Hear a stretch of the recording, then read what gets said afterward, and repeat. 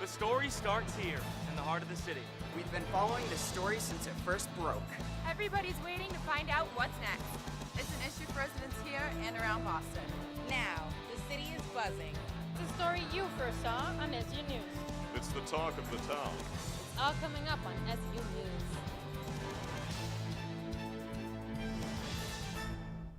Welcome to SU News, the weekly news program brought to you by the Communication and Journalism Department here at Suffolk University. I'm Jacob Toby. And I'm Mary Boucher. The DACA debate has been raging in Capitol Hill since President Trump announced plans to end it. And with that 6-month deadline to Congress, millions continue to worry about what their future might look like. SU News reporter Kelly Mitchell is live in the studio with the very latest. People are asking deal or no deal after top Democrats said earlier this week they've reached an agreement with President Trump to protect Dreamers. This coming after the White House said last week they would be canceling DACA, a policy that protects people who came to the country into the country illegally as children. Now the DACA decision will affect 800,000 people, one of whom I sat down with. When they brought me here, they were just kind of like, okay, we're leaving, say bye to grandma. 21-year-old Shatil Martinez was just 4 years old when her parents brought her to the U.S. from her native Mexico. Growing up in New York, Shatil took every opportunity given to her. But it wasn't until she wanted a job at a law firm that she realized her undocumented status was a roadblock. It didn't hit me until I was like 16 or something when my mom was like, you can't work. A stupid piece of paper that prohibits you from going any further. So to me, that was like, I hit a wall. So Shatil applied to DACA when the Obama administration introduced it back in the summer of 2012. She got the phone call from her mom that she had been accepted while on a college tour in her future home of Boston. I was in the middle of Faneuil Hall, right by where the new Sephora is. Like a pure high, like was bawling my eyes out. I was like, this college trip isn't for nothing at this point. Shatil doesn't know if she'll legally be able to get a job once she's done with school, but currently a journalism student at Suffolk University, she's the first in her family to go to college. Right now, my dream job is to finish school, first and foremost, because it's something that I couldn't obtain for a long time. To me, it meant that I could obtain just a minuscule amount of what it would mean to. Now, Shatil is once again working with immigration lawyers to find out what's next after her DACA permit expires in 2 years. Back in Washington, President Trump has claimed he did not make a deal with Congress regarding DACA, but that Republicans and Democrats are working together on the matter. Live in the studio, Kelly Mitchell, SU News.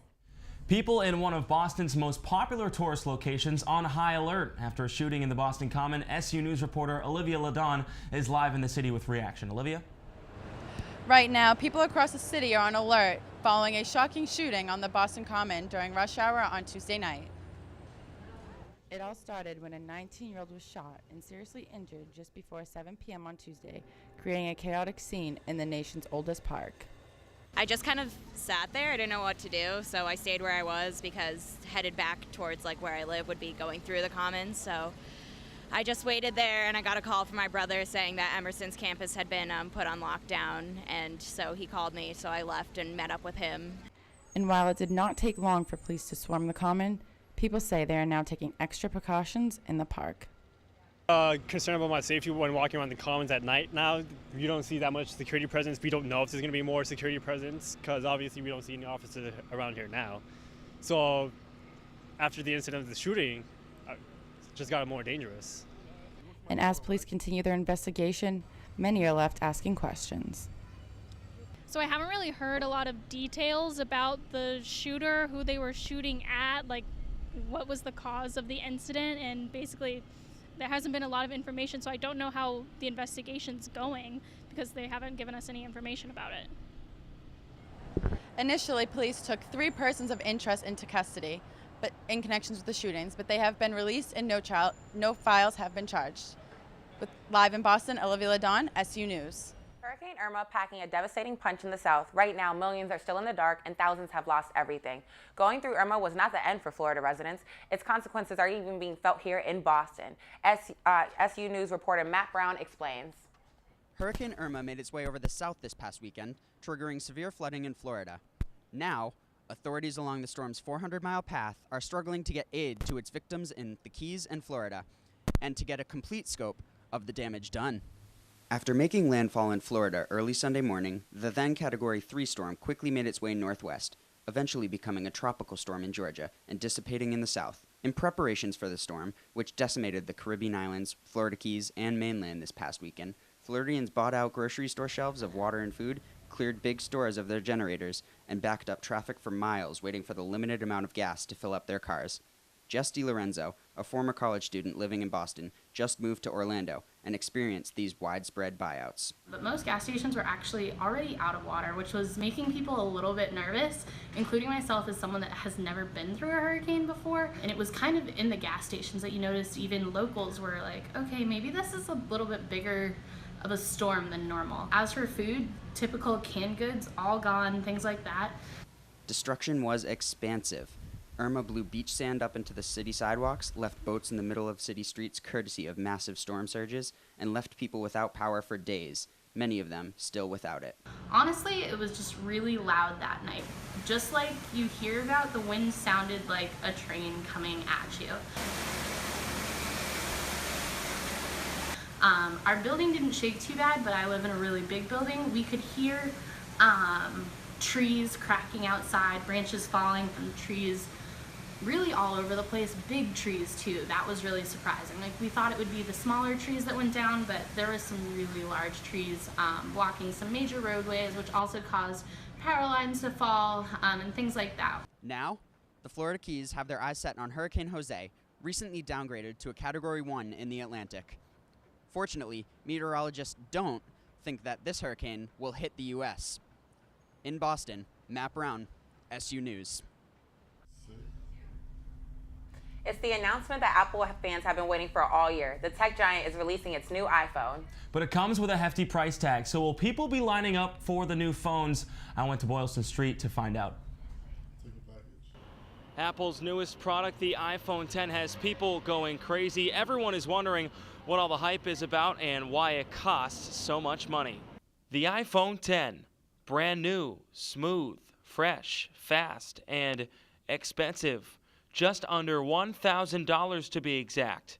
The company says there are many reasons why you'll have to pay a hefty price, including new functions such as increased battery life, an improved camera, and more. On Tuesday, Apple held a showcase event at their headquarters in Cupertino, California, to unveil the new product. Suffolk University student Judy Como commented on the new phone and was not impressed. I didn't really understand all the camera features that they added on. That didn't really make sense to me because I'm not like a guru photographer, so I didn't know what the different types of camera quality meant, and they went on for a while about that. The company is calling the iPhone 10 the phone of the future. Forget using the home button, it's gone. Instead, you'll be able to unlock your phone with your own eyes. And while people here in Boston are excited about this new piece of technology, they'll have to wait a little while. Pre-orders don't start until October. The phone won't be released until late November. Reporting from Boylston Street, Jacob Toby, SU News. Amazon has recently purchased Whole Foods, and a lot of changes have been made already. The biggest switch, lower prices on popular items.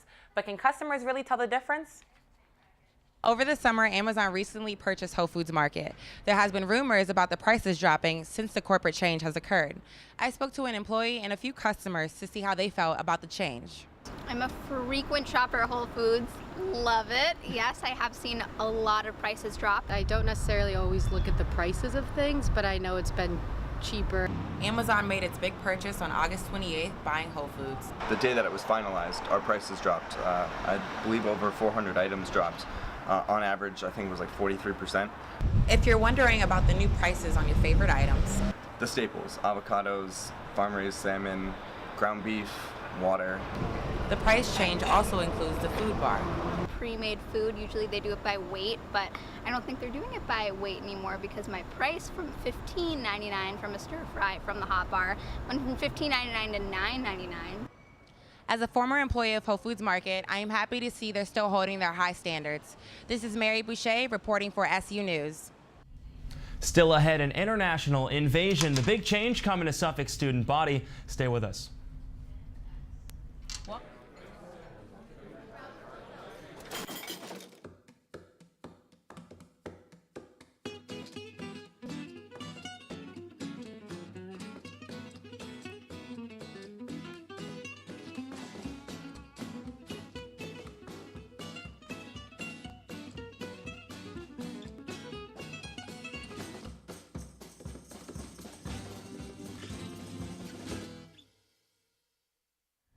Welcome back to SU News. Suffolk has recently formed a partnership with a global education company. The goal, to expand their international student body. SU News reporter Brandon Hyde is in Boston with the story. With over 1,400 international students currently enrolled and 103 countries represented, Suffolk University is looking to expand their global population even further. Suffolk has recently announced they are partnering with a global education company called Into to expand international student enrollment at the university.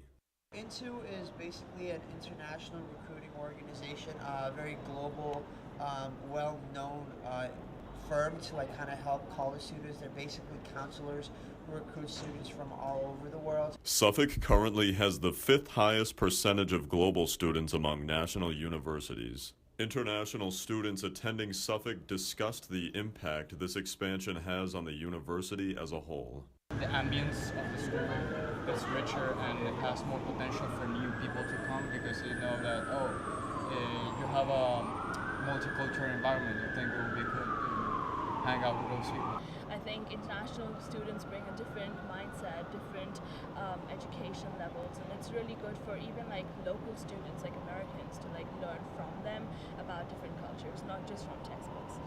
And Suffolk will begin its recruiting process this fall, and the new students will be on campus next semester. In Boston, Brandon Hyde, SU News. This past weekend, the Abilities Expo came to the city of Boston. So what's it all about? SU News reporter Joellen Sanchez will explain. Weekend, people from Boston and other states came to the Abilities Expo at the Boston Convention Center. The Abilities Expo focused on bringing necessary services and products to the community. There were many organizations and vendors. We are here to sell comic books that I wrote. It's the first wheelchair user superhero based on a true story. And we also are showing off some of accessories that we invented for wheelchair. We have 3D printed prototypes and we have displayed and we get feedbacks on it to improve it. The expo was filled with physical therapists, professors, and even students working on rehabilitation projects. Our senior project is to develop a wearable shoulder exoskeleton for people that have weakness in their upper extremity.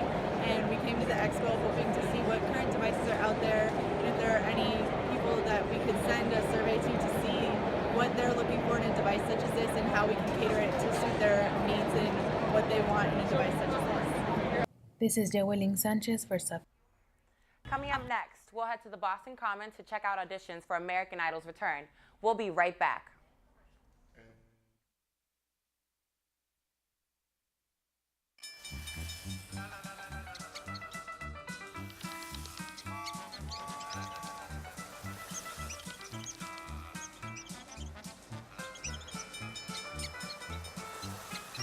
Kids will spend 15 minutes watching online videos like this one. Brushing for 2 minutes now can save your child from severe tooth pain later. 2 minutes, twice a day. They have the time. Welcome back to SU News. It's one of the most highly anticipated returns of the fall season. American Idol is coming back. And producers come to Boston for searching for the next big star. SU reporter Cecilia Favela was there for all of the excitement. After 150 online auditions, the day has finally arrived for contestants to show their best. We're here on a beautiful Friday afternoon. Let's see what they got. They came. They sang. They auditioned. Some incredible talent on display at the Boston Common as American Idol came to town searching for contestants for next season. Some contestants started lining up at 3 a.m. and as the morning moved on, contestants started pouring in, eager to try out. Singing is my life. It's all I know. It's all I ever do. And my family and friends are sick of it, but I can't help it. It's in my blood. So. Some of the contestants have waited years for this moment to happen. Finally get a career launched out of it that I've been waiting 19 years for. So. While others decided last minute that they wanted to participate. I didn't really prepare. I'm a last minute person. I was driving up here singing my songs, trying to decide what I wanted to do. Even though many of the contestants didn't make it to the next round, they remain hopeful about their future.